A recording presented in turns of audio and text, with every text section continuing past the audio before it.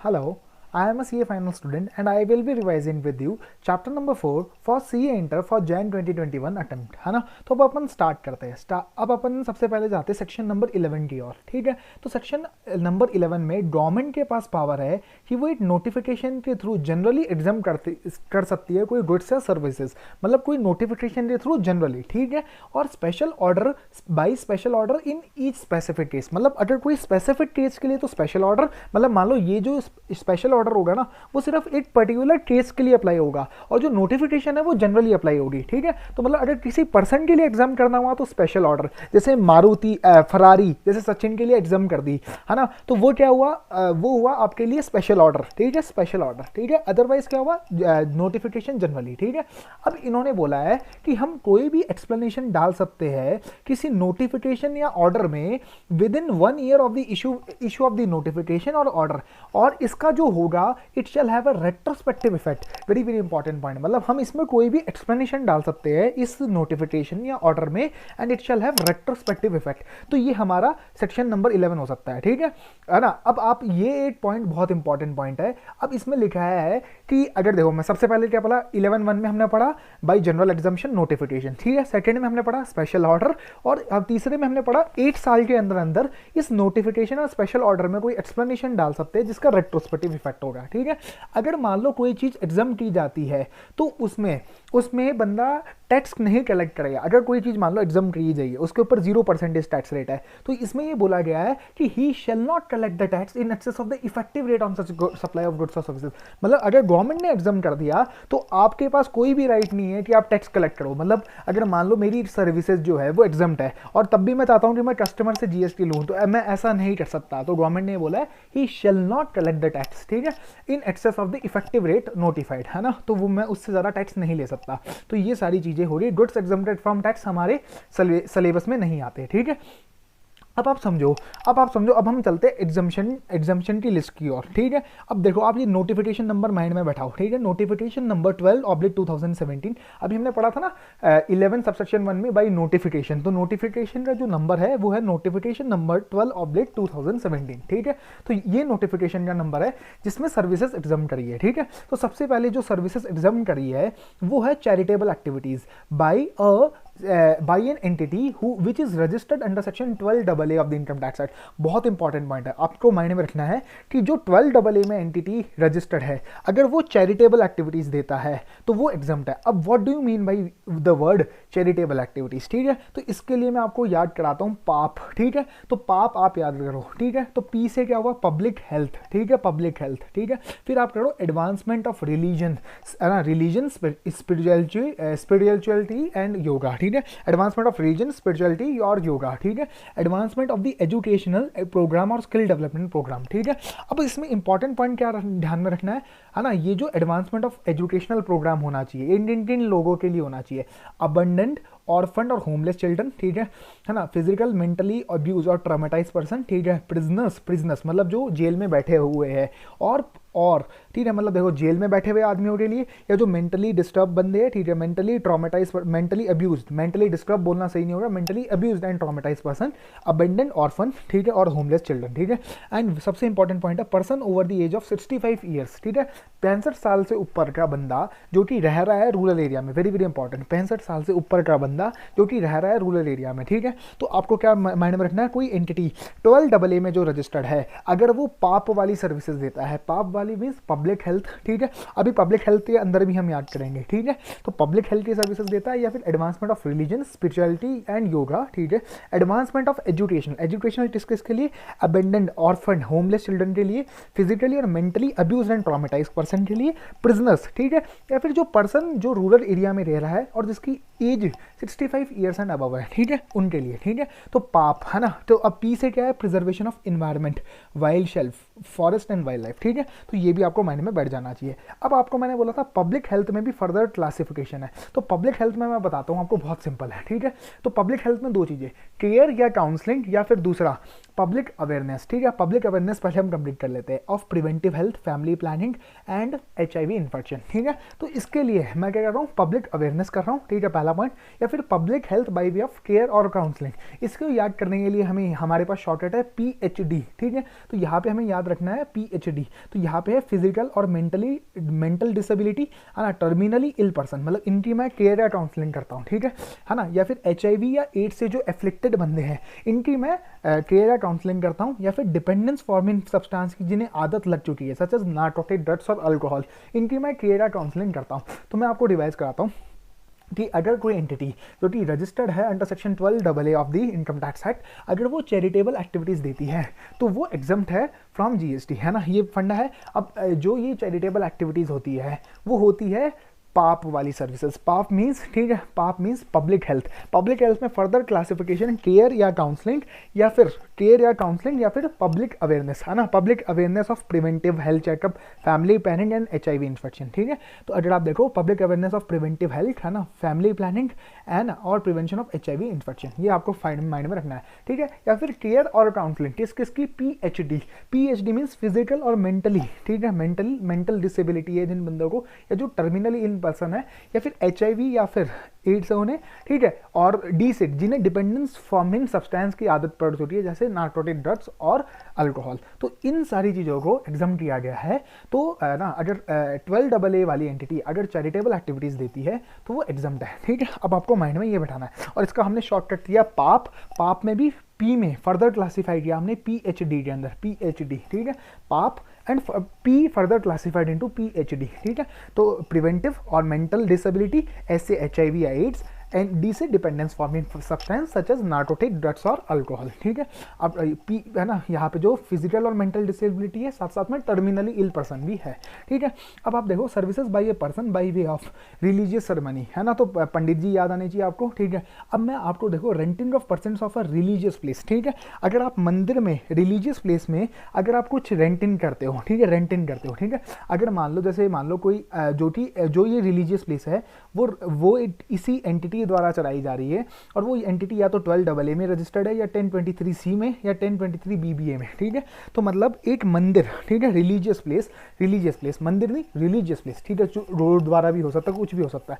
अगर वहाँ पे आप, है ना, देखो मंदिर है, ठीक है, मंदिर है या गुरुद्वारा है, जैसे हम याद करते हैं शिरडी साईं बाबा, ठीक है, तो वहाँ पे क्या ट्रस्ट बना हुआ है, तो वो रिलीजियस प्लेस में अगर आप रेंटिंग ऑफ रूम्स करते हो और उसकी जो कंसिडरेशन है वो 999 या 999 से कम है, ठीक है। अब 1 रुपये, अब देखो जब मंदिर आए ना, जब रिलीजियस प्लेस आए तो 1 रुपये चंदा हो जाता है, और बाकी 1000 रुपये में से 1 रुपये चंदा, और बाकी जो बचा, मतलब वो जो कंसिडरेशन होनी चाहिए वो 1000 रुपये से कम होनी चाहिए, ठीक है। तो अब ये वाली जो एंट्री है वो अप्लाई नहीं होगी अगर renting of rooms is for 1000 और मोर, मतलब ये अप्लाई कब होगी एग्जाम्पशन, जब जो चार्जेस आप ले रहे हो वो इट इज लेस देन 1000। फंडा क्या है, जब मंदिर में जब आप जाओ तो 1 रुपये चंदा हो जाता है, ठीक है। तो इसलिए जो रूम के चार्जेस होने चाहिए वो 1000 से लेस होने चाहिए, मतलब 999 होने चाहिए या फिर उससे नीचे, ठीक है। तो अगर मान लो अगर आप renting of the persons of the religious place कर रहे हो और आप जो रेंटिंग ऑफ रूम के जो चार्जेस ले रहे हो इट इज लेस देन 1000, तो इट इज एग्जाम, ठीक है। ऐसे ही आप अगर कोई कम्युनिटी हॉल कर रहे हो, ठीक है, जैसे शादी का कल्याण मंडप, ठीक है, शादी का कल्याण मंडप हम, है ना, रिलीजियस प्लेस में बुक करते हैं, ठीक है, या ओपन एरिया बुक करते हो, renting of premise community halls, तो अगर इसकी जो कंसिडरेशन है इट इज लेस देन 10,000 तो ये एग्जाम्प्ट है। अगर 10,000 या मोर है तो ये टैक्सेबल है, मतलब अगर रूम में 1000 या मोर है तो इट इज टैक्सेबल, ठीक है, लेकिन लेस देन 1000 है तो इट इज एग्जाम, ठीक है। तो अब however nothing in this entry shall apply, मतलब अगर 1000 और मोर है तो टैक्सेबल है, तो अगर लेस देन 1000 है तो एग्जाम्प्ट है, ठीक है। ऐसे ही आपने देखा होगा मंदिरों के बाहर शॉप लगी होती है, ठीक है, तो शॉप का अगर जो किराया है अगर वो 10,000 और मोर है तो टैक्सेबल है, अगर 10,000 से नीचे है मतलब लेस देन 10,000 है तो इट इज एग्जाम, ठीक है। तो आपको माइंड में क्या रखना है, मंदिर में 1 रुपये चंदा होता है, तो इसलिए रूम के लिए 1000 से नीचे, कल्याण मंडप, ओपन एरिया, इन सब के लिए 10,000 से नीचे, और जो आपका रेंटिंग ऑफ शॉप्स है इसमें भी 10,000 से नीचे, ठीक है। ये भी आपका हो गया है ना। Services by a specified organisation in respect of a religious pilgrimage, ठीक है, facilitated by the government of India under bilateral arrangement. इसमें आपको याद करना है कुमाऊं मंडल, देखो मैं आपको याद कराता हूँ नाम, Kumaon Mandal Vikas limited and Haj committee, ठीक है। अब देखो only by a religious pilgrimage as are provided by specified organisation in respect of religious pilgrimage facilitated by the government of India, ठीक है। तो अगर गवर्नमेंट ऑफ इंडिया के ये जो दो ऑर्गेनाइजेशन है, कुमाऊं मंडल विकास निगम लिमिटेड और हज कमेटी, अगर ये कोई रिलीजियस पिलग्रिमेज ऑर्गेनाइज कराते हैं तो वो माफ़ है, ठीक है। अब देखो मैंने आपको बताया था अगर मतलब मैं आपको बताया था 12AA वाली एंटिटी अगर कोई भी चैरिटेबल एक्टिविटीज़ करती है तो वो माफ़ है, ठीक है। और मैंने आपको उसका फिर ये पंडित जी माफ़ कराया, ठीक है। फिर आपने रेंटिंग वाली सर्विसेज पढ़ी, ठीक है ना। फिर आपने ये पढ़ लिया कि गवर्नमेंट ऑफ इंडिया अगर कोई प्रोग्राम फैसिलिटेट कराती है, ठीक है। अब आपको बहुत इंपॉर्टेंट एंट्री माइंड में रखनी है, ठीक है। ट्रेनिंग और coaching in recreational activities relating to arts और कल्चर सबके लिए, ठीक है। यहाँ पे कोई भी बंदा हो, ठीक है, रिक्रिएशनल एक्टिविटी दे रहा है या ट्रेनिंग दे रहा है इन आर्ट्स और कल्चर, तो मतलब या तो आर्ट्स या फिर कल्चर, हमारा जो कल्चर है उसके बारे में, ठीक है। तो आर्ट्स या कल्चर में जो भी एक्टिविटीज़ दे रहा है तो वो माफ़ है।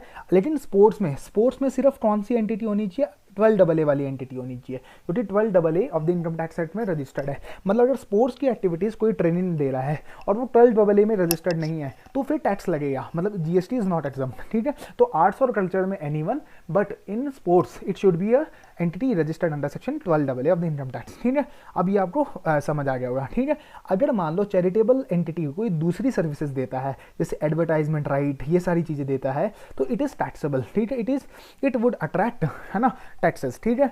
अब ये आपको माइंड में हो जाना चाहिए, ठीक है। अब देखो अगर अगर ये जो ट्रस्ट और इंस्टीट्यूशन अगर ये स्कूल चलाता है, तो एक सेपरेट एंट्री है, एंट्री नंबर 66, ठीक है ना। तो ये अगर मान लो अभी हमने जो पढ़ा था एडवांसमेंट ऑफ एजुकेशनल और स्किल्स, ठीक है, ये वाला जो पढ़ा था एडवांसमेंट ऑफ एजुकेशनल प्रोग्राम और स्किल डेवलपमेंट, इनमें कुछ स्पेसिफिक हेड से कवर थे। कौन कौन से थे? अबेंडेंड ऑर्फन चाइल्ड, ठीक है, प्रिजनर्स कवर थे, ठीक है, या फिर फिजिकली या mentally abused and traumatised person cover थे, और जो person over the age of 65 years plus rural area, ठीक है, ये बंदे कवर थे।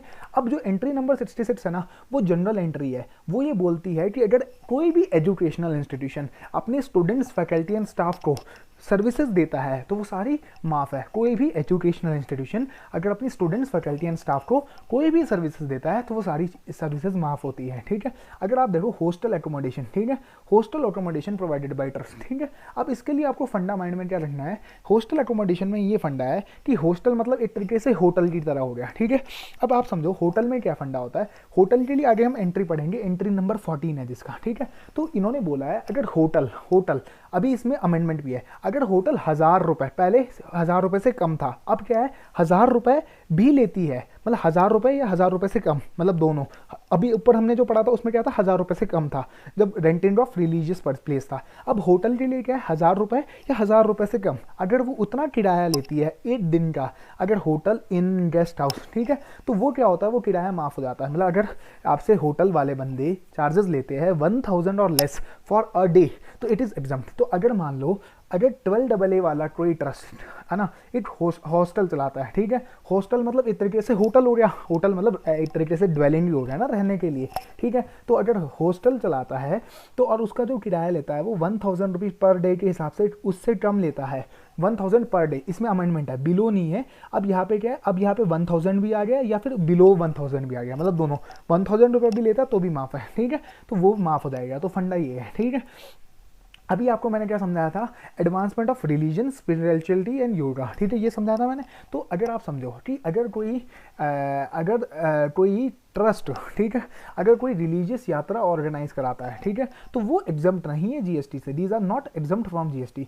ऑर्गेनाइज बाय एन चैरिटेबल और religious trust are not exempt, ठीक है ना। अब अगर मान लो ट्रांसपोर्टेशन ऑफ पैसेंजर्स देता है for such pilgrimage are also not exempt from GST. मतलब देखो सिर्फ वही वाली एग्जम्प्ट है, कौन कौन सी? पाप वाली सर्विसेज, कौन कौन सी? Public health, advancement of religion, spirituality and yoga, advancement of educational और स्किल डेवलपमेंट प्रोग्राम, और peace a preservation of environment, ठीक है। तो अगर आप देखो रिलीजियस यात्रा और पिलग्रिमेज ऑर्गेनाइज कराना कहीं पे भी 12AA में कवर नहीं है, मतलब चैरिटेबल एक्टिविटी नहीं माना जाता, तो ऑब्वियसली बात है उसके ऊपर टैक्स लगेगा, ठीक है।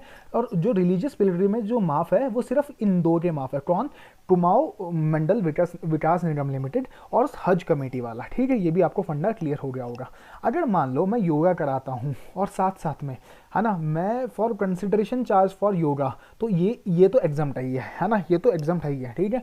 अब अगर मैं मान लो साथ साथ में मैं अगर उन्हें cost of lodging and boarding भी लेता हूँ, ठीक है, अगर मैं मान लो योगा कराता हूँ, मैं कहीं दूसरी जगह ले जाता हूँ और वहाँ पे योगा सिखाता हूँ, ठीक है, योगा सिखाता हूँ मैं, तो अगर मान लो और मैं साथ में बोर्डिंग एंड लॉजिंग के भी पैसे लेता हूँ, तो this will become composite supply as it is naturally bundle, ठीक है।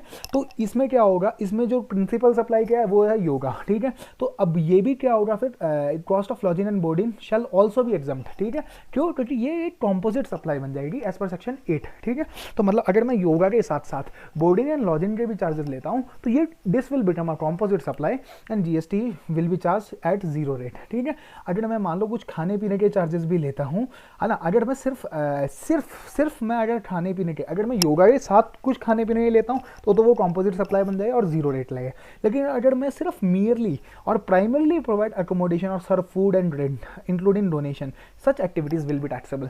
मतलब अगर मैं सिर्फ ये वाला काम करता हूँ, ठीक है, against consideration in any form including donation, मतलब सिर्फ मैं खाना पीना खिला रहा हूँ, तो अब आपको पता होगा 12AA सिर्फ चैरिटेबल एक्टिविटीज माफ है ना। अगर मैं खाना पीना दे रहा हूँ उन्हें, ठीक है, तो सिर्फ मियरली खाना पीना दे रहा हूँ, तो इट विल बी टैक्सेबल। अगर उसकी चाहे कंसिडरेशन चाहे नॉर्मल हो या फिर डोनेशन के फॉर्म में हो, तो वो दोनों टैक्सेबल है, ठीक है। तो ये आपको माइंड में रखना है, ठीक है। अगर मान लो अब आपको माइंड में क्या रखना है कि जो मेडिटेशन कैंप है ना, मेडिटेशन कैंप है ना, इसे तो हम योगा ही मानते हैं, ठीक है, इसे हम योगा मानते हैं। लेकिन जो फिटनेस कैंप होता है ना, तो आईसीए ने अपने स्टडी मैट में क्या लिखा है, होल्डिंग ऑफ फिटनेस कैंप, ठीक है, इट विल बी टैक्सेबल। मतलब इसे हम योगा नहीं मानते, लेकिन जो मेडिटेशन कैंप है ना, इसे हम योगा मानते हैं और ये एग्जाम्प्ट है, ठीक है। तो फंडा क्या है, मेडिटेशन मतलब योगा ही हो गया ना, मेडिटेट मतलब एकदम ध्यान लगा के पढ़ना, ठीक है, पढ़ना, आपका काम क्या है, पढ़ना। तो मेडिटेशन कैंप है ना, वो it is exam from GST, ठीक है। तो टोटली ये योगा है, ठीक है, ये फंडा है इसमें, ठीक है। तो आपको ये वाला फंडा भी माइंड में आ गया होगा। हॉस्पिटल्स मैनेज बाय ट्रस्ट, ये एक सेपरेट एंट्री में कवर है जो कि हम पढ़ेंगे अलग से, है ना, ये भी अपन पढ़ लेते हैं। ट्रेनिंग और रिक्रिएशनल एक्टिविटीज़ बड़ा सिंपल है, आर्ट्स और कल्चर कोई भी बनना, लेकिन स्पोर्ट्स क्या होना चाहिए, 12AA वाला बनना, ठीक है। ये भी फंडा आपको माइंड में एकदम क्लियर हो जाता है। अब अपन चलते हैं एंट्री नंबर, अब देखो मैंने आपको ये समझा ही दिया है ना, ये वाली जो होटल वाली अमेंडमेंट आई है, होटल में क्या अमेंडमेंट थी, होटल में पहले 1000 से नीचे था, लेकिन अब क्या है 1000 और बिलो, मतलब दोनों का वाला। अगर आप 1000 रुपये भी लेता है अब होटल वाला, तो वो भी एग्जाम्प्ट फ्रॉम जीएसटी है। पहले क्या होता था, पहले सिर्फ 1000 रुपये से नीचे वाला एग्जाम्प्ट था, ठीक है। ये भी आपको फंडा माइंड में हो जाना चाहिए क्लियर। अब देखो, Durga Devi trust, religious trust under section 12AA owns and manager temple in their locality, ठीक है। अब ये जो रेंट लेता है, अब 10,000 रुपये रेंट लेता। अब मैंने बोला renting of persons of a religious property will be exempt only if rent is ₹10,000 और लेस। अब इसमें देखो, ये जो रेंट ले रहा है वो 10,000 रुपये है, तो इसका मतलब जो इसके ऊपर जीएसटी लगेगा। The consideration so received is liable to GST as the consideration is more than ₹10,000। तो ये आपको फंडा माइंड में रखना है, ठीक है। बाकी आप सारे एग्जाम्पल्स भी देख सकते हो, ठीक है। अब आपको समझना है एग्रीकल्चर रिलेटेड सर्विसेज, ये बहुत इंपॉर्टेंट सर्विसेज है ना। अब आपको एग्रीकल्चर शुरू करना है, तो आप समझो आपको क्या क्या चाहिएगा। आपको सबसे पहले चाहिएगा लैंड चाहिएगी, लेबर चाहिएगी, मशीन चाहिएगी। तो अब आप समझो ये 3 चीज़ें जो चाहिए एग्रीकल्चर के लिए, तो ये ऑब्वियस सी बात है, ये तीनों चीज़ें माफ होगी, लैंड, लेबर, मशीन, ठीक है। अब उससे क्या होगा, उस पर आप फिर कल्टीवेशन करोगे, हार्वेस्टिंग करोगे, थ्रेशिंग करोगे, तो फिर आपका एग्रीकल्चरल प्रोड्यूस बनेगा, ठीक है। अब आपका एग्रीकल्चरल प्रोड्यूस बना, अब उसमें आप थोड़े से बेसिक ऑपरेशन करोगे, जिसकी वजह से वो क्या होगा, प्राइमरी मार्केट के लिए फिट होगा, है ना। Primary market very important point, ठीक है। तो अब आपको माइंड में रखना है, मतलब मुझे सबसे पहले लैंड चाहिएगी, लेबर चाहिएगा, मशीन चाहिएगा, उससे मैं कल्टीवेशन करूँगा, है ना। और फिर मेरा एक प्रोडक्ट बनेगा जिसके ऊपर मैं बेसिक ऑपरेशन परफॉर्म करके, ठीक है, अब वो मेरा बेसिक ऑपरेशन परफॉर्म करूँगा जो कि उसे प्राइमरी मार्केट के लिए फिट बनाएगा। और फिर मैं उसे क्या करूँगा, loading, unloading, packaging, storing, warehousing, है ना। फिर मैं क्या करूँगा, उसे बाजार में बेचने जाऊँगा। तो बाजार में बेचने जाने के लिए मुझे एक एजेंट की जरूरत पड़ेगी, उस एजेंट का नाम होगा कमिश्नर एजेंट, है ना, APMC, है ना। फिर और बाकी मुझे एक और टेक्नोलॉजी की जरूरत पड़ती है, उसे बोलते हैं हम एग्रीकल्चर एक्सटेंशन सर्विसेज। अभी मैंने आपको ये स्टोरी सुनाई, अब आप सोचो अब मैंने ये स्टोरी सुनाई क्यों। अब ये सारी एंट्रीज आपको एग्जाम्शन में मिलेगी। सबसे पहले हमें क्या चाहिए, लैंड, लेबर, मशीन, है ना, लैंड, लेबर, मशीन। तो अब हम सबसे पहले चलते हैं लैंड, लेबर, मशीन, ठीक है। तो रेंटिंग और लीजिंग ऑफ एग्रो मशीनरी और वेकेंट लैंड विद और without a structure incidental to its use. तो अगर मैं देता हूँ services relating to cultivation of plants, है ना, and rearing of all life forms of animal, मतलब अगर मैं प्लांट्स उगाने के लिए या फिर एनिमल्स को मतलब जैसे गाय को दूध लेने के लिए, rearing of all life forms except for the rearing of horses, very very important point, है ना। रेयरिंग ऑफ हॉर्सेस को इंग्लिश में बोलते हैं स्टड फार्मिंग, ठीक है। तो स्टड फार्मिंग के ऊपर हमेशा जीएसटी लगता है, ये माइंड में रखना, ठीक है। तो रेयरिंग ऑफ हॉर्सेस के ऊपर हमेशा जीएसटी लगता है ना, ये पॉइंट एकदम क्लियर होना चाहिए। लेकिन मतलब एग्रीकल्चर के लिए और rearing of all life forms of animals except rearing of horses, ये सारी चीज़ें माफ है ना। अब आप समझो कि मैंने क्या बताया, लैंड लेबर मशीन, है ना। तो रेंटिंग और लीजिंग ऑफ एग्रो मशीनरी और wet and land is exempt, है ना। पहला पॉइंट, लैंड कवर हो गया, मशीन कवर हो गया। अब देखो supply of farm labour is also exempt, है ना। फिर मैंने बोला अब मैं क्या करूँगा, ऑपरेशंस करूँगा। तो agriculture operations including cultivation, harvesting, threshing, plant protection और टेस्टिंग इज ऑल्सो एग्जम्प्ट। अब जैसे ही मेरा, अब मैंने ये सारी प्रोसेसेस करी तो अब मेरा क्या आया, अब एग्रीकल्चर प्रोड्यूस बन गया। अब मैं उसके ऊपर थोड़ी बहुत ऑपरेशन करूँगा जिसकी वजह से वो प्राइमरी मार्केट में फिट हो जाए। जैसे मान लो अगर मुझे, है ना, processing carried out at an agriculture farm, very very important point. Process कहाँ पे कैरी आउट होनी चाहिए, वहीं पे जहाँ पे जो वो प्रोडक्ट बनाया गया है ना, वहीं पे carried out at an agriculture farm, है ना। अब जैसे कौन कौन सी एग्रीकल्चर एक्टिविटी हो, tending, prunning, cutting, harvesting, drying, cleaning, trimming, sun drying, fumigating, curing, sorting, grading, cooling, bulk packaging and such light operation which do not alter, जो कि alter नहीं करते उसका essential characteristic but made it marketable for the primary market, ठीक है। इसे marketable करते हैं for primary market, not retail market, यही ध्यान रखना। अगर पेपर में रिटेल मार्केट आए तो उसके ऊपर टैक्स लगेगा, ये ध्यान में रखना आप, है ना। तो अगर पेपर में रिटेल मार्केट आए तो उसके ऊपर टैक्स लगता है ना, ये फंडा है। तो सबसे पहले मैंने बोला लैंड लेबर मशीनरी, है ना, लैंड लेबर मशीनरी।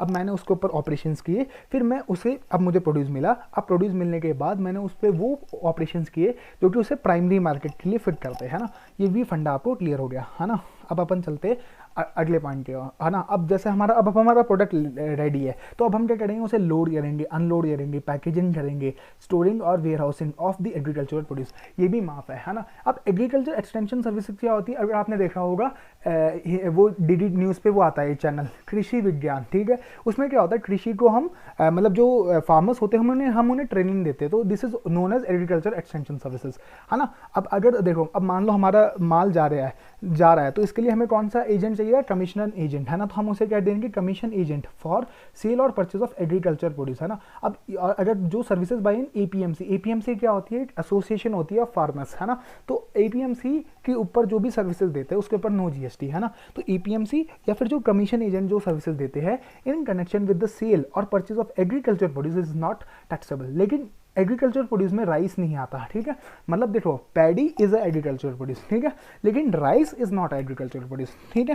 तो इसका मतलब क्या पॉइंट है कि rice is not agriculture produce, so the commission agent of rice is taxable. अगर पेपर में commission agent of agriculture produce आए तो वो एग्जम्प्ट होता है, लेकिन अगर कमीशन एजेंट ऑफ राइस आ जाए पेपर में तो वो टैक्सेबल होता है ना। ये आपको फंडा माइंड में रखना है ना। फ्यूमिगेशन मतलब आपने देखा होगा वो दवाई का छिड़ दिया आप, ठीक है। Fumigation in a warehouse of agriculture produce, जहाँ पे एग्रीकल्चर प्रोड्यूस है वहाँ पे दवाई का छिड़ जाना है ना, तो वो भी एग्जाम्प्ट होता है ना। ये अपने पॉइंट्स हो गए। तो अब देखो मैं आपको रिवाइज कराता हूँ। लैंड लेबर मशीन, फिर मैंने ऑपरेशंस किए। ऑपरेशन कौन से, कल्टिवेटिंग, हार्वेस्टिंग, थ्रेशिंग। फिर मैंने उसके ऊपर फार्म लेबर भी कवर हो गया। फिर मैंने उसके ऊपर कुछ ऐसी प्रोसेसेस करी जो उसे प्राइमरी मार्केट के लिए फिट करती है। फिर मैंने लोडिंग, अनलोडिंग, पैकिंग, स्टोरेज और वेयर हाउसिंग, है ना। फिर मैंने एग्रीकल्चर एक्सटेंशन सर्विसेज, वो तो बहुत सिंपल है, कृषि विज्ञान, बस आप ऐसे याद रखना, है ना। एपीएमसीटी सर्विसेज और कमीशन एजेंट फॉर सेल और परचेज, दोनों सेल या परचेज ऑफ एग्रीकल्चर प्रोड्यूस, है ना। तो कमीशन एजेंट अगर मैं हूँ किसी एग्रीकल्चर प्रोड्यूस का सेल या परचेज के लिए तो मेरी सर्विसेज एग्जाम्प्ट होती है। मतलब मान लो मैं एजेंट हूँ और मैं यह खरीदा या बिकवाता हूँ एग्रीकल्चर प्रोड्यूस, लेकिन इसमें राइस नहीं कवर होता, ये बहुत इंपॉर्टेंट पॉइंट है। Fumigation in a warehouse of agriculture produce, तो ये हमारी एग्जाम्पशन एंट्री कवर हो जाती है। अब अपन चलते हैं। अब देखो मैंने आपको क्या बताया था, loading, unloading, packaging, storing, warehousing of agriculture produce. अब आप समझो जो राइस है वो एग्रीकल्चर प्रोड्यूस तो है नहीं, तो अब मान लो गवर्नमेंट को इसे एग्जाम करना था, क्योंकि चावल तो सबसे इंपॉर्टेंट चीज़ है, हमारा सबसे खाने बेसिक खाना है ये तो, ठीक है। तो अब इन्होंने अलग से एंट्री लाई और बोला लेकिन क्योंकि चावल एक एग्रीकल्चर प्रोड्यूस नहीं है तो वो नीचे वाली एंट्री में तो कवर होगा नहीं, लोडिंग, अनलोडिंग, पैकिंग, स्टोरेज और warehousing of agriculture produce, ठीक है। तो इन्होंने इसके लिए एक सेपरेट एंट्री लाई और बोला लोडिंग अनलोडिंग पैकिंग स्टोरेज और warehousing of rice is exempt from GST.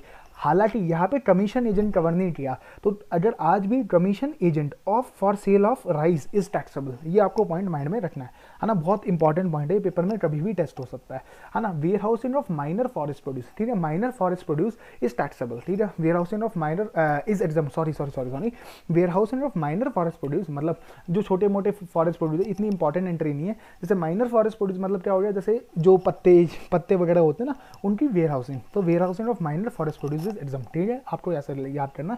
Fumigation in a warehouse of agriculture produce, तो मैंने आपको बताया ना fumigation in a warehouse of agriculture produce, तो warehousing of minor forest produce, loading unloading packaging storing warehousing of rice is also exempt, ये आपको mind में रखना है, ठीक है। अब आप समझो, अब देखो, अब मैंने आपको इतना पॉइंट समझा दिया, अब आप समझो कि जो टी होती, देखो अब मैं आपको नीचे ले चलता हूँ, है ना, तो ये देखो आप यहाँ पे आ जाओ, अभी पहले अपन चलते हैं यहाँ पे, है ना।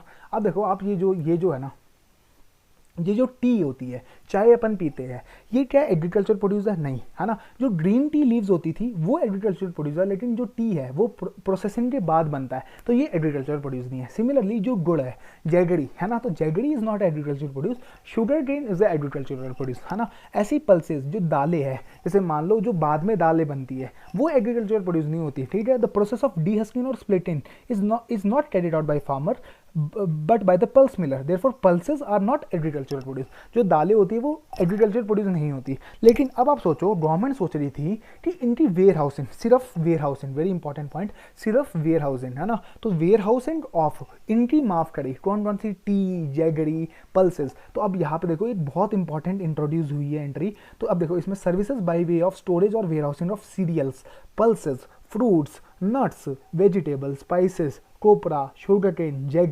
जैगरी, गुड़, है ना, raw vegetable fibre such as cotton flax, jute, indigo, unmanufactured tobacco, betel leaves, tendu leaves, coffee and tea. Very very important point, coffee and tea, मतलब बस अब ये चार नाम तो जरूर याद कर लेना, process T and coffee, jaggery, paper में आपको इन्हीं में से एक क्वेश्चन मिल जाएगा। तो देखो इनकी सिर्फ वेयर हाउसिंग माफ है, इनकी लोडिंग, अनलोडिंग, पैकिंग वो माफ नहीं है, उसके ऊपर टैक्स लगता है। इनका कमीशन एजेंट माफ नहीं है, उसके ऊपर टैक्स लगता है। सिर्फ क्या माफ है, सिर्फ वेयर हाउसिंग माफ है, ठीक है। तो अगर मैं आपको रिवाइज कर रहा हूँ, ठीक है, तो देखो जो एग्रीकल्चर प्रोड्यूस होता है उसका आगे का पीछे का दोनों माफ होता है, मतलब लैंड लेबर से लेके बेसिक ऑपरेशंस परफॉर्म करने के बाद loading unloading packing storing warehousing वो सब माफ होती है। लेकिन राइस की क्या होती है, सिर्फ loading unloading packing storing warehousing ही माफ होती है।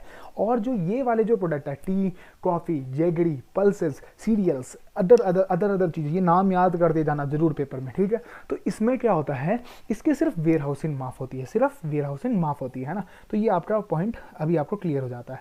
अब अपन चलते हैं नेक्स्ट पॉइंट की और ये एंट्री भी हो रही। अब हमारी सबसे इंपॉर्टेंट एंट्री है ना, intermediate production process as job work in relation to cultivation of plant and rearing of all life forms except the rearing of horses, है ना। तो ये क्या है, इंटरमीडिएट प्रोडक्शन प्रोसेस, मतलब मैं कुछ उसके ऊपर काम कर रहा हूँ as a job work. Job work means क्या होता है, जॉब वर्क मतलब क्या होता है, सामान दूसरे का होता है और मैं उसके ऊपर परफॉर्म करके उसे वापसी दे दूंगा। मतलब जैसे मान लो मेरे पास कपड़ा सिलने के लिए आया, मैंने कपड़ा सिला और वापसी दे दिया, this is known as job work, है ना। मतलब दूसरे सामान के ऊपर काम करके उसे वापस दे देना is known as job work. तो अगर मैं कुछ ऐसा काम करता हूँ जो कि जॉब वर्क है in relation to the agriculture produce, जो कि rearing of all life forms of animals and cultivation of plants है एक्सेप्ट रेयरिंग ऑफ हॉर्सेस, तो वो भी एग्जम्प्ट है ना। अब आप artificial insemination of livestock, है ना, ये बड़ा सिंपल सा पॉइंट है कि जैसे गाय में हम वो करते हैं ना, तो वो artificial insemination of life stock is exempt from GST other than horses. Very important point, other than horses, है ना। तो अदर देन हॉर्सेस हर जगह माइंड में रखना आप, ठीक है। तो potato chips and tomato ketchup is not a agriculture produce and hence taxable, ठीक है। Process which makes agriculture marketable in the retail market, है ना। रिटेल मार्केट वाली मैंने आपको बताया था, प्राइमरी मार्केट वाली प्रोसेसेस होनी चाहिए। तो अगर जो रिटेल मार्केट वाली प्रोसेसेस है, it is taxable, would not be covered in this entry, ठीक है। ये पॉइंट है, retail market would not be covered in this entry, है ना। ये आपको माइंड में आ जाएगा, है ना। ये तो आपका पॉइंट हो जाता है यहाँ पे। एग्रीकल्चर एक्सटेंशन सर्विसेज मैंने आपको समझाई दिया ऑलरेडी, तो ये हमारा ये वाली चीज़ें सारी बस एक सर्कुलर था, मिलिंग ऑफ पैडी, पैडी से राइस बनता है, तो milling of paddy is not an intermediate production process as job work. अभी मैंने आपको पढ़ाया था ना, intermediate production as process as job work on cultivation of plants and rearing of life form is exempt from GST. लेकिन ये बोलता है कि milling of paddy into rice is not an intermediate production process and hence it is taxable. तो अगर paper में आ जाए milling of paddy into rice, it is taxable, it is not exam from GST, तो इसके ऊपर GST लगता है, इसके ऊपर जीएसटी एग्जाम नहीं है। तो हमारी ये फर्स्ट पार्ट कंप्लीट हो जाता है। अब हम नेक्स्ट पार्ट में एजुकेशन सर्विसेज कवर करेंगे।